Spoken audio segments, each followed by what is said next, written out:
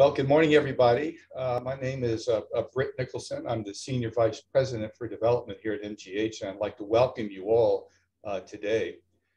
This is actually the 15th in our series of answering the call, and they've proven to be really not only sort of popular, but informative.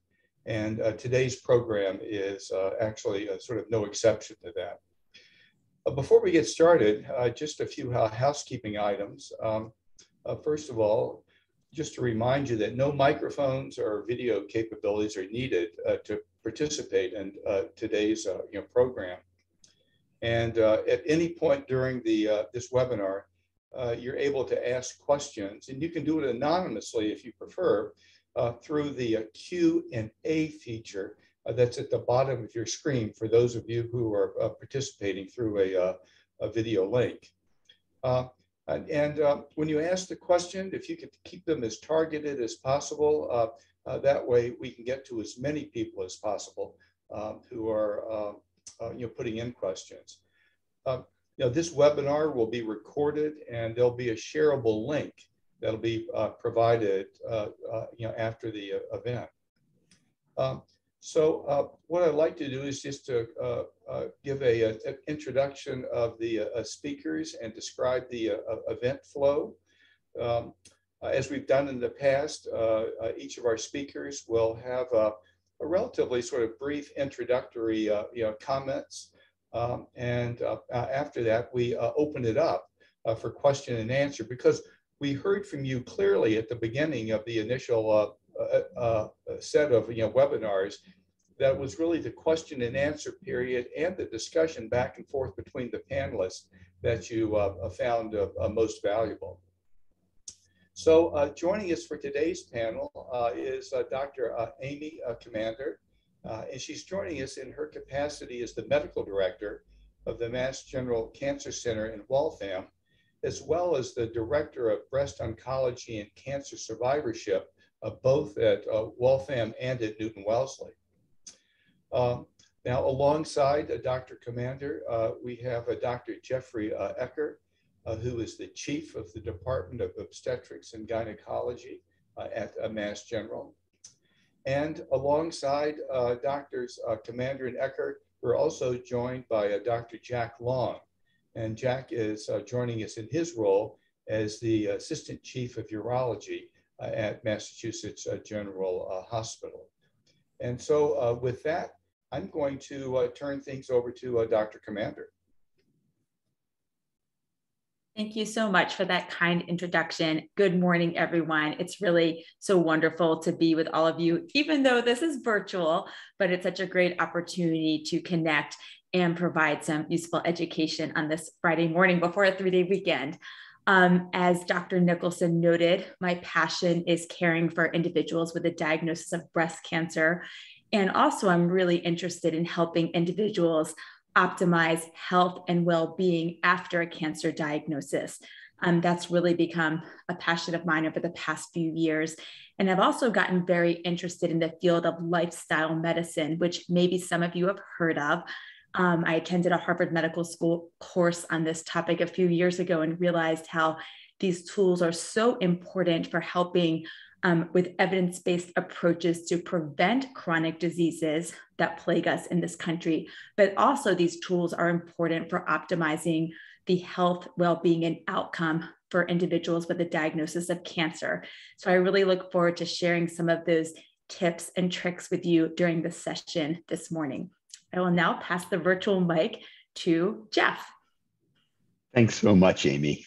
And good morning, everyone. It's wonderful to be here with you. My name is Jeff Ecker. Like many here, at my core, I identify as a physician, and I'm a maternal fetal medicine doctor, often shorthanded as high-risk obstetrician. I first arrived at MGH 36 years as a medical student, having no idea I'd wind up with a career in OBGYN. 30 years later, I was offered the opportunity and adventure to serve as chief of our Department of Obstetrics and Gynecology. And so for the last 6 years, I've had the honor and pleasure of working with and for our terrific crew of faculty and staff They are clinicians, teachers, researchers, and community health providers who I admire every day. When I first came to Mass General, we did not deliberately do deliveries here. Someone delivered here either because the ambulance felt they couldn't make it to Brigham and Women's, or someone in labor, seeing general in our name, shortly assumed we could do something simple like catch a baby. In decades later, happily, we now provide a full range of services, including 4,000 deliveries a year, but also GYN cancer care, routine and complex GYN surgeries, and IVF. When I took the job, I never imagined leading our team through 2 years of a pandemic. Now at this point, I can't tell you how proud I am of all our team has offered. We've cared for hundreds of women with COVID during pregnancy, counseled thousands about recommended vaccination during pregnancy. And at the same time, we've assured that patients have the care they need for non-COVID related problems, care for cancer, contraception, and a whole host of other symptoms and conditions. So today, I'm very excited to speak to all of that with you and consider some of the associated challenges that have gone along with it. And with that, I'll turn things over to my MGH colleague, Jack Long. Thank you, Jeff. Welcome, everyone. This is a great opportunity for me to be participating in this panel. My name is Jack Long. I'm currently working here at Wellesley, and as Jeff has said, it's been a great experience to sort of be exposed to the increasing presence of MGH here at Wellesley as the assistant chief here in the hospital. For the past 5 years, I've been involved in facilitating a steady expansion of the MGH's urology presence here in the hospital. It's been really an exciting process to see unfold. At the moment, I believe more than 80, maybe even 90% of all the urologic care carried out here at Wellesley is now being overseen by MGH staff. And the process has been so successful that I've joined the MGH staff directly, and I've been directly participating in that, over the past year or so. It's an exciting time. The expansion of full-blown urology services has proceeded, not here in Wellesley only, but also out to Waltham. The future is really bright for facilitating this process. It's been a really good opportunity to sort of reconnect. I mean, I trained at the MGH, and to have an opportunity to reconnect with the really outstanding clinicians there has been spectacular. So I'm looking forward to the session. Jack, thanks very much. And what I'd like to do, I've had actually a couple of questions for each of you that I'll use to start off the session before we open it up to a general Q&A. Jack, I'm married to a physician and I have 4 daughters. So in my household, women are referred to as a superior life form, but they also characterize men in general as a group that would rather go 40 miles out of the way than ask directions. And so when it comes to men's health, one, how do you engage your male patients, specifically as they age into their 60s? And what do you advise them to be looking out for, and when they should make plans to start visiting with a doctor? So what are the right questions to ask? So. Well, we see this a lot. And I mean, to some extent, it's somewhat true that men don't really advocate for themselves in the manner that you'd expect others to. Some of that is rooted in maybe what you might characterize as misconceptions about what might be in front of them. They have some fears. I would want to just reassure everyone that there's no reason to be afraid. If you're having difficulty with urination, if you're not happy with certain aspects of your sexual functioning, if you're seeing blood in your urine, you can call us. We are very approachable. We've got tremendous resources available to us. Nobody has a sort of a knee-jerk response to being overly aggressive about care. But definitely not be intimidated by having challenges with regard to urinary function, the things that are sort of relegated to the down there kind of stuff, and reach out. We have a lot of great tools now that has developed over my 35-year career. It's a different time than certainly when I was a resident in that regard. One of the areas in urology that still generates a lot of questions and actually misconceptions is actually the role of PSA and it's the role of and how it should be used with regards to diagnosing prostate cancer and when it should be used. So could you give us a general overview of that area? Sure. Although I warn my patients directly that given the availability of information about this subject that is so easily accessible, this is an ocean that you can drown in. It's very controversial still, despite a fair amount of convergence on how best to approach this. But in general, it is not true that this is a bad test. This test has value. And most urologists are very comfortable with the nuance of interpreting PSA testing. So some basic guidelines are that you probably don't need a PSA unless maybe you're unusually symptomatic before the age of 40 or 45. You probably don't need routine PSA testing, again, unless you've got other factors to suggest that it's a good idea. After 70 or 75, different professional health organizations have subtle differences in this regard.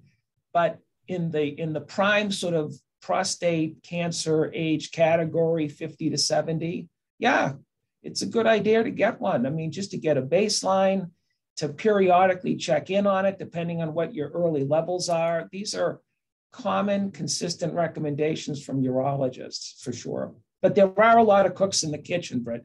I mean, there's a lot of people that have got voices in contributing to this conversation, sometimes fully informed, sometimes less so. Great. Well, thanks.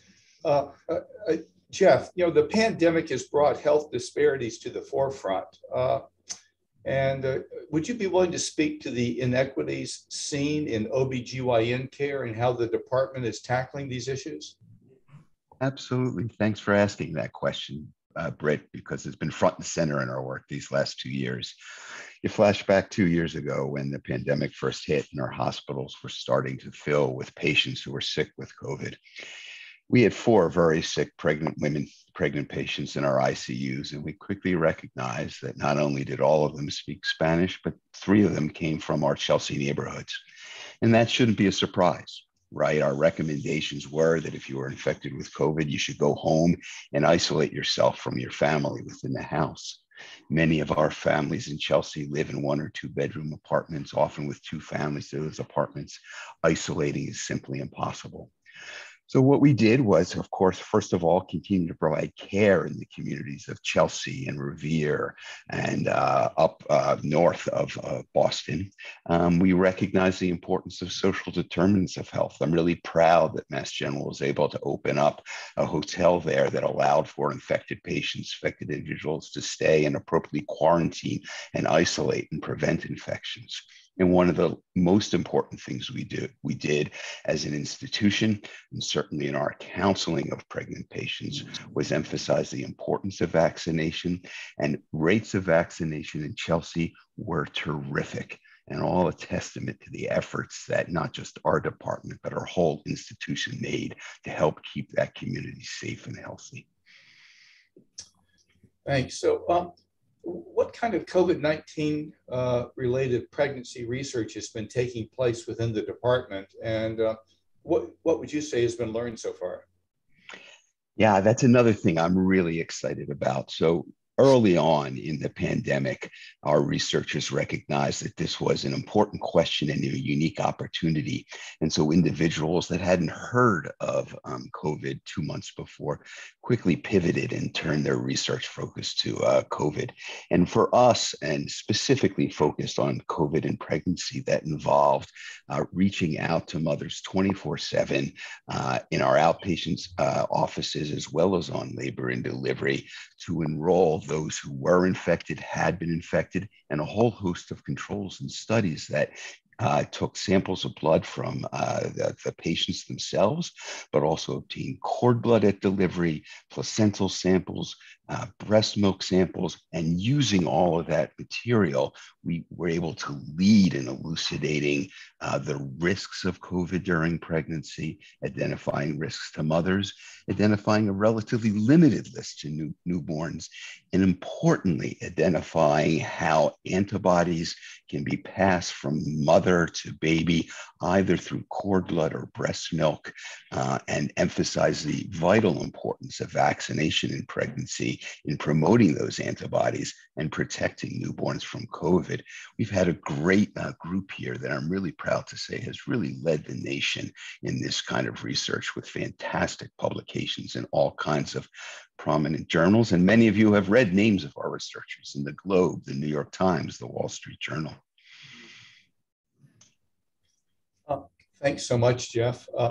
Amy, if you had to distill your message on the impact of a lifestyle medicine and what it can, what it can have on a patient's overall physical and mental health, to a few paragraphs, what would you say?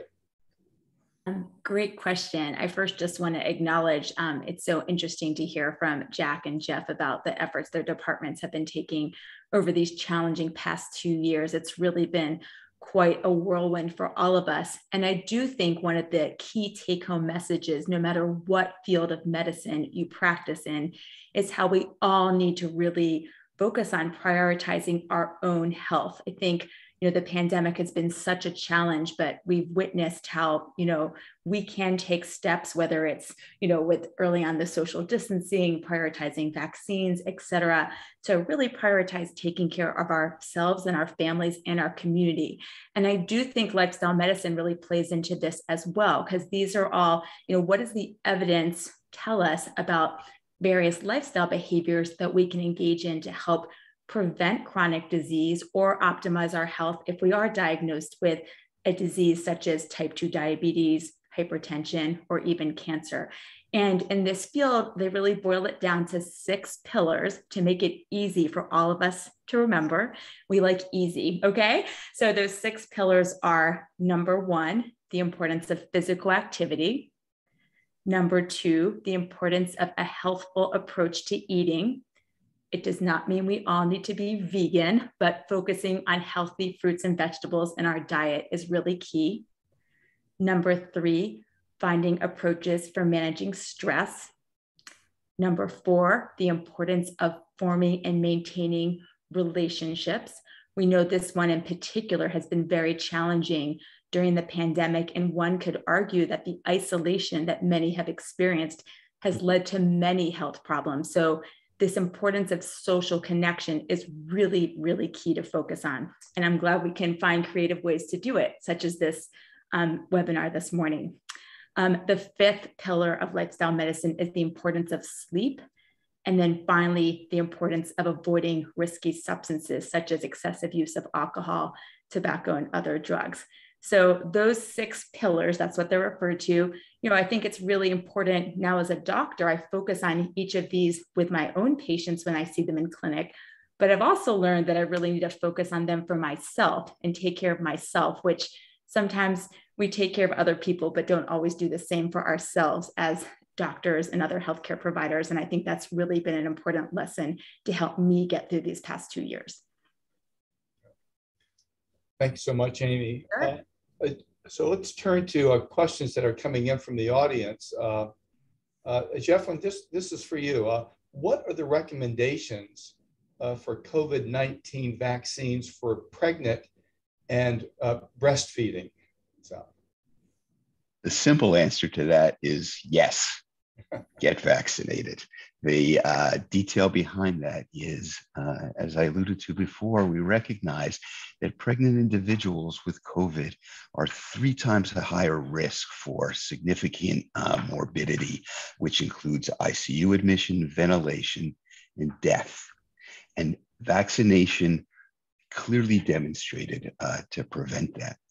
There's no reason and no evidence to believe that vaccination is harmful either to a pregnant patient or, importantly, to the pregnancy itself. And there really is great evidence and data now to support that. Neither does vaccination affect one's future fertility. That's a canard that's out there on the internet, and really great evidence to suggest that that's not the case. It's not, we often think about pregnancy and focus on the baby to be. Important to us is keeping pregnant patients healthy, but separate from that focus, there's also really good evidence that because of the antibodies that vaccination confers, again, in cord blood or in breast milk, that those vaccinated in pregnancy, their newborns are much less likely to get sick from COVID. So for a host of reasons, whether you're focused on the pregnant patient or the baby to be, vital to get vaccinated. And we spent much time counseling our patients about this. Right. Thank you, Jeff. You know, I'm always pleasantly surprised at the types of questions and the quality of questions that come in from our audience. And this is another great one. This one starts out with, my husband and I are so appreciative, and we don't take for granted the wonderful care that we receive from a number of physicians at Mass General. Having said that, we are distressed at all the articles that are coming out talking about burnout and people leaving the profession. We would very much like to hear from each of you. One, if you'd be honest enough to tell us, are you feeling burnt out? 2, if you're not, what are you doing to counteract that? And 3, what do you do personally, and what is the MGH doing to help you with regards to burnout? I know that's a lot of questions, but I think what we're asking is on the minds of many other individuals in this audience. So, Jack, why don't we start with you, and then go to Amy, and then go to Jeff? Well, sure. That's a big subject. I mean, it's definitely been true in my immediate sort of 2-year peer experience that there's been, if not an exodus, then really a surprising number of individuals that have left that I used to work with. Look, the audience has to understand this is a multifactorial. I think it's fair to say that we can't run away from the fact that there's a lot more stresses that physicians nowadays have to face compared to 20, even 10 years ago. It's hard. I mean, it's definitely hard. The growth of EHRs, the growth of administrative stresses on physicians, the expansion of necessary sort of boxes that have to be checked that live between the delivery of care from physicians directly to their patients. It's very much more than when I was a resident and when I was a young physician. I don't know that that's a genie that we can put back in the bottle. I think that, look, I've certainly been exposed to very promising MGH efforts coming from within the institution, reaching out to physicians with regard to time management and maybe the physician extender movement to have more help with sort of basic aspects of your care. We at Newton Wellesley never had the PAs, and we certainly in urology didn't have any residents until this whole process of increasing the footprint here with MGH's help began.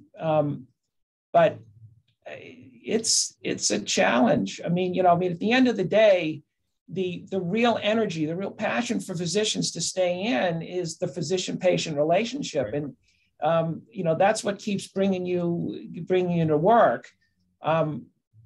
It's not been easy. It's definitely different today than it was 10 years ago. Amy? Thank you. I'm so glad that that participant asked this question, because this is weighing heavily on my mind now in my role as the medical director of our cancer center in Waltham, because I'm definitely, unfortunately, seeing signs of burnout, not just among my physician colleagues, but certainly amongst nurses, our scheduling team, administrative team. So as a leader, I'm really taking it to heart. How can I help my colleagues? How can I address this issue? What can I do? Because the pandemic has really made these pressures even more daunting, as Jack just noted in his earlier words. So, I mean, there's a few things that come to mind, 3 things that just kind of come to mind, because I've really been thinking about this a lot. How can we change the culture at our hospitals and institutions to really recognize that this is a problem that we need to address to keep our talented colleagues? Number 2, during the pandemic, many of us have been, maybe I would go into the hospital 3 days a week instead of every day, just because we were trying to minimize how many staff were on site. And we didn't really run into our colleagues the same way in the hallway as we used to be able to discuss cases or just kind of chit chat.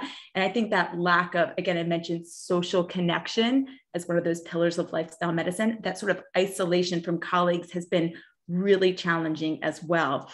And then 3rd, I would like to note that MGH is trying to tackle this. There's a wonderful organization called the MGH Center for Physician Wellbeing, which is being run by my colleague, Dr. Carrie Palmauer-McGrath. And she has been doing an incredible job to try to help foster a sense of well-being, certainly amongst the physicians. She started a coaching program, which I'm actually part of, and I'm getting trained as a physician coach. She has many other programs going on to help address this problem. And really getting at what Jack just said, helping physicians find their why. Your purpose is you love to take care of patients. That is the most important thing. How can we help our colleagues fulfill this and maybe not get dragged down with a lot of the very difficult challenges we face as doctors these days with the EMR, et cetera. So I think this is a great question and something that's very much on my mind right now. Thank you. Jeff? Thanks. I will echo a lot of what Jack and Amy have said. Thinking about myself, first, am I burned out? I think the answer, honestly, is not. And it relates to something that Amy said. It's about this sense of purpose. Would I have wanted a pandemic? Would I have wanted to lead a department during the pandemic? Absolutely not. But given the circumstances that we're in, as I've told our faculty and staff many times, there's no place I'd rather be than front and center with all of them. That said, though I may not be burned out, has my wellness taken a hit because of this? Absolutely. And that is true for faculty and staff throughout the department. It's important to recognize it's not just COVID. There's so many other things going on in our world. I think about inequity and racial violence that have flared the last 2 years, climate change, in my own field, challenges to reproductive health and care across the country. All of those take a toll. The answers that we've tried to promote, first of all, it's community. Now, community is challenging in a day and age in which we all meet mostly this way, by Zoom. RN is present. The chance to grab a cup of coffee with someone that you have a chance to meet in the hallway is limited. That said, we've tried to promote kind of key questions in our department. One that we encourage people to ask each other is, how can I help? And doing that when someone's having a bad day, challenged, overwhelmed by it all, someone else can backstop them, pick up the ball, and really keep things going. The second is a bit of advocacy, speaking out as individuals, and as a group for things that we think are important in our world.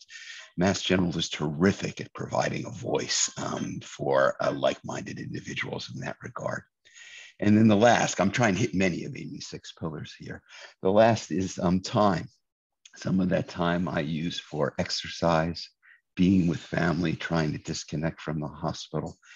And the last thing I did, much to my colleagues' surprise, early in the pandemic, we were offered apps for meditation. What the heck, I figured. I downloaded one, and I got to tell you, it's been great. I do it really pretty much on a daily basis. And that bit of time and the skills in just focusing on what matters and being in the moment has been terrifically helpful. That's great. Thank you. Amy, questions coming in. It said, when do you recommend an MRI for early breast cancer detection? I'm from a family where my mother and her two sisters had breast cancer, as well as my grandmother, my father's side. And I am absolutely religious about my mammogram. So thank you. Thank you for that question. I'm first of all glad that this participant is religious about her mammogram, just since we are talking about prioritizing our health during this challenging time. We do know that unfortunately mammographic screening has declined significantly over these past 2 years. And it really is a priority of MGH and our network to ensure we are getting our patients in for mammograms. And under the leadership of individuals like Dr. Connie Lehman and other colleagues, we really have taken this head on and ensured that we are getting people in. So that is a good story. In regard to this question, yeah, the whole area of breast cancer risk assessment is a really fascinating area that we're looking at, certainly at our hospital, and the appropriate screening. So certainly mammographic screening is our #1 screening modality, and women should have that conversation with their primary care gynecologist starting at age 40 as to when screening should begin and at what interval, et cetera. But the role of MRI is actually somewhat controversial. And certainly there are specific criteria outlined by the American Cancer Society and other organizations for when a woman should have a screening MRI. Generally, it boils down to if that individual's lifetime risk of breast cancer is greater than 20%. How does one assess that? So in this particular case, given the strong family history, I would suspect that an MRI likely would be indicated, but for this individual, I would recommend that she be seen either at the Avon Breast Center at MGH, or for example, at Newton Wellesley, we have a risk management and prevention clinic that we have started where women can make an appointment and have individualized counseling about risk for breast cancer, appropriate screening tools, and of course, the role of lifestyle interventions to help reduce risk. So that would be my answer for this individual. Great. Thank you so much, Amy. Jeff, right after you finished your comments, we had one of our participants ask, can you share what app for meditation you use? I'm glad to share it. I will offer the disclosure. I am not paid for this at all. The app I use is 10% Happier. There's a curious MGH connection there. The 10% Happier is an app from Dan Harris, who I believe is an ABC News anchor. And here's the connection, the son of MGH pathologist Nancy Harris. So he's a local individual, and that app won't work for everyone, but it offers a range of meditations, both in time and focus. Certainly has worked for me. I love that you're using that, by the way. That's awesome. I will say that MGB right now is offering Headspace to its employees for free. So again, MGB is trying to help us all manage our stress. Yep. And hey, if an app helps, that's great. Jack, I think this question touches on a number of areas, including telemedicine. So it's your other panelists might like to weigh on this as well. But this participant asked, he said, COVID-19 and the pandemic have made it difficult to visit a doctor on a consistent basis in person. What can I do from afar to ensure my health as an aging male? And how do I manage my health?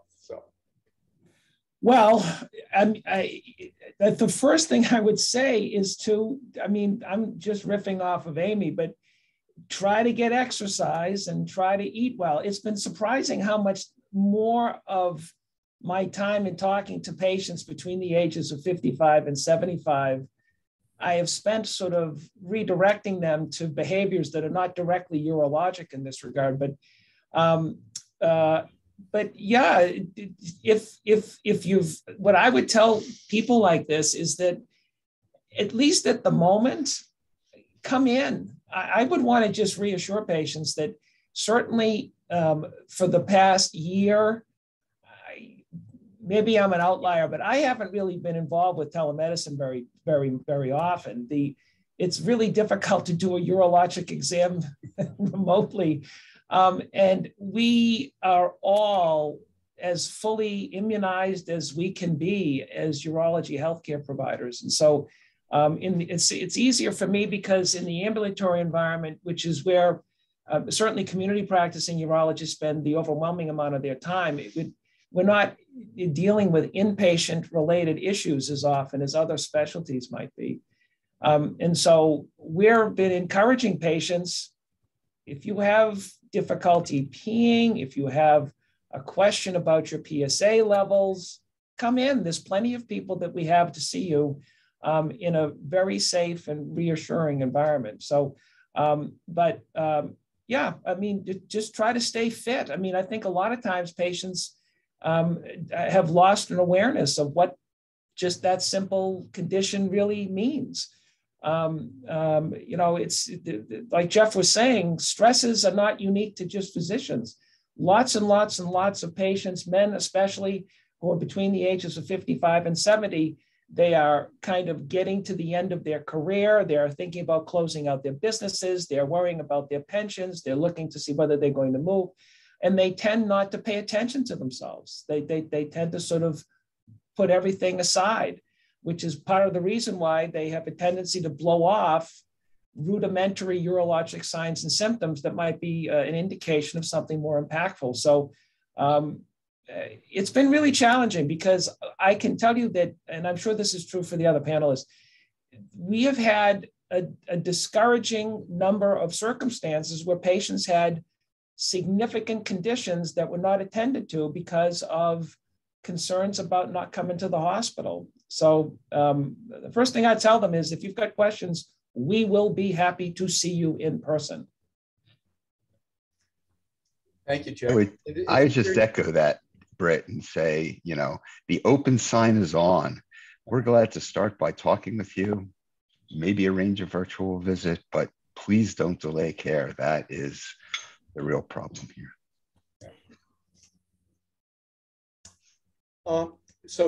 Jeff, this one just came in. It said, can you please speak to managing menopausal symptoms? What type of testing should women have to understand changing hormone levels and how to manage those in a holistic way? So, thanks. That's a terrific question and highlights that life goes on in spite of COVID and other things. The answer is to reach out either to a primary care provider. We have a wonderful multidisciplinary midlife women's health unit here at Mass General to access. Measuring hormone levels probably aren't as important as you might manage.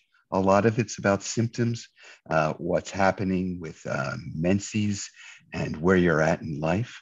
And often it's very appropriate to address those symptoms without drawing blood. As the questioner points out, there are so many ways of addressing that through diet and exercise and lifestyle modification, things that, again, we all return to Amy and the pillars that she introduced at the beginning. In some cases, when symptoms can't be controlled that way, there are times when hormonal supplementation, especially in a limited way, can be very healthy and very important, but that's not where we start. We start with diet and exercise, other ways of managing symptoms. And generally, we're very successful in helping our patients negotiating those years of transition.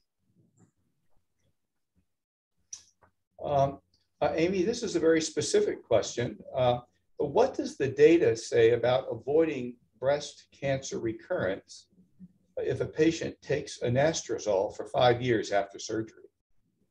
Yeah, that's a great question. So for this individual, of course, I certainly recommend that she consult with her doctor as well, but I'm certainly happy to address this in general terms. So we know for a breast cancer that's sensitive to the female hormone estrogen, taking an anti-estrogen medication such as anastrozole for 5 years has been shown to significantly reduce risk of recurrence, reduce the risk of a new breast cancer, and improve overall outcome from that breast cancer. So that is so important. And that's like the #1 recommendation up there. But there are other things women can do to help optimize health and reduce future risk of recurrence. And I know I sound like I'm repeating what I said earlier, but increasing data is really demonstrating the important role of these lifestyle interventions, which also, believe it or not, can help lower risk of recurrence, improve quality of life and well-being and outcome. And so, that's why I hope your doctor is talking to you about the important role of physical activity, eating a diet with lots of fruits and vegetables, getting, adequate sleep at night, and avoiding alcohol, which is the one that no one really likes to talk about, but really alcohol use, particularly in women, should be limited. I counsel my patients in the best case scenario, no alcohol, but if one really likes to have a drink once in a while at a social occasion, limiting that to no more than 3 to 4 drinks a week. And I think that's a really important message that as a medical community, we could do a better job conveying to our patients who, have a history of cancer or who are at risk for cancer at some point in their life. So I think it's a great question. And I suggest you talk to your doctor a little bit more about these particular topics. Great. Jeff, sort of back to you. This participant asked, when patients come to Mass General for help with pregnancy, whether struggling to become pregnant or with a pregnancy complication, what types of services is the department able to offer?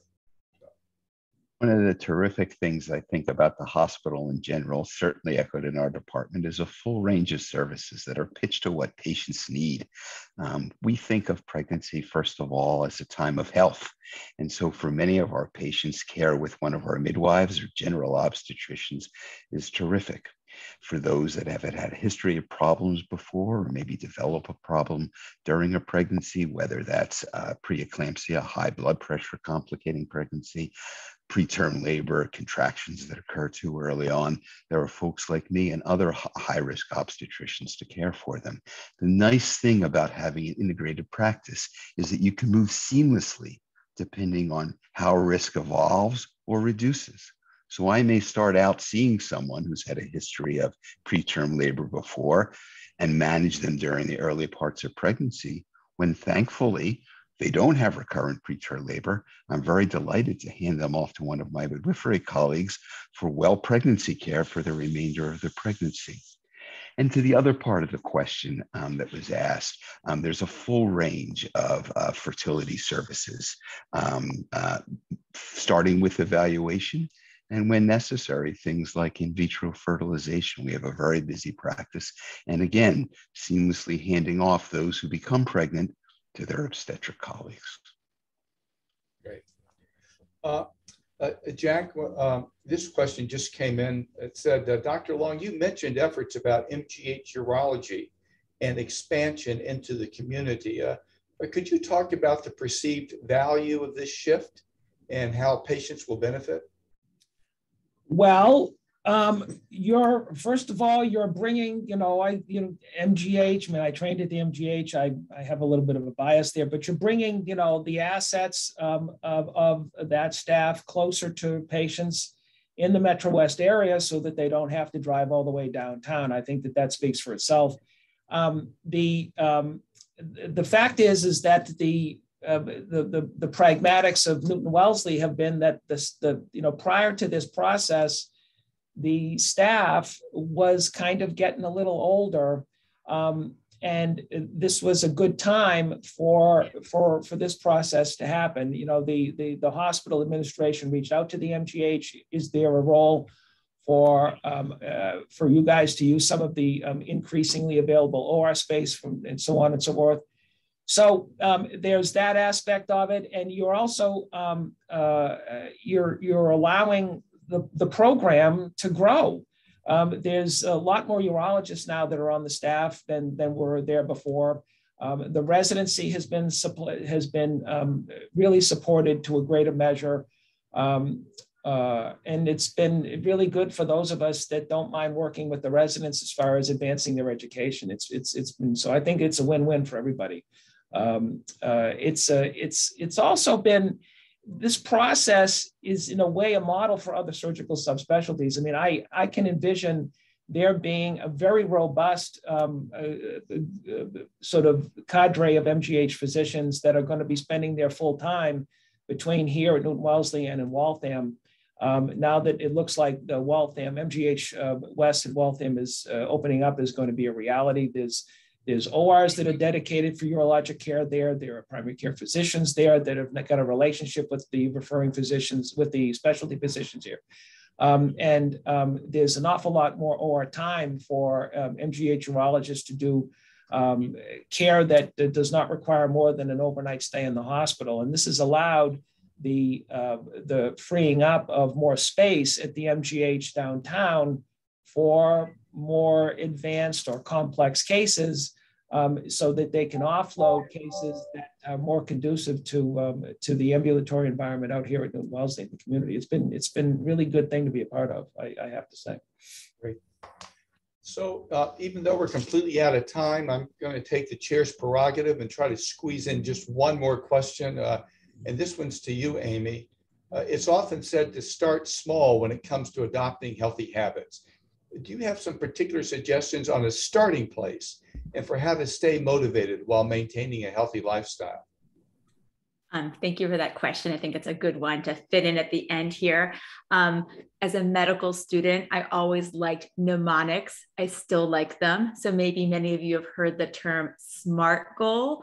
This is a good way to think about any goal you're trying to set, whether it's something about your lifestyle or something else. But what does it stand for? So let's keep it simple. S stands for specific. Identify the specific change you want to make. M, measurable. How are you going to measure it? Are you going to try to increase your exercise? Maybe that's 10 minutes a day, 5 times a week that you're going to get out for a walk. A is achievable. Is this something that you can actually do? So is 10 minutes a day something that you feel that you can actually achieve based on what you've been currently doing in terms of your fitness level? R, relevant. Is this a goal that's relevant and important to you? If increasing your physical activity is important because Dr. Ecker has counseled you on this, then maybe you'll get out and do it, okay? So R, what's relevant, and T, time bound. Give yourself sort of a deadline. So I'm going to walk 10 minutes a day, 5 days a week for the next 4 weeks and then reassess where I am. And so I love that SMART goal approach to trying to, tackle some kind of habit and make an improvement. So we're still in February, so there's still lots of time to set New Year's resolution. So there you go. There's our framework. Great. Well, let me just thank all 3 of our panelists, Jack, Amy, and Jeff. It was really a terrific session. And I'd like to thank the audience for once again just providing just terrific questions. So until our next answering the call, let me just say, please be safe out there. Bye-bye. Thank you.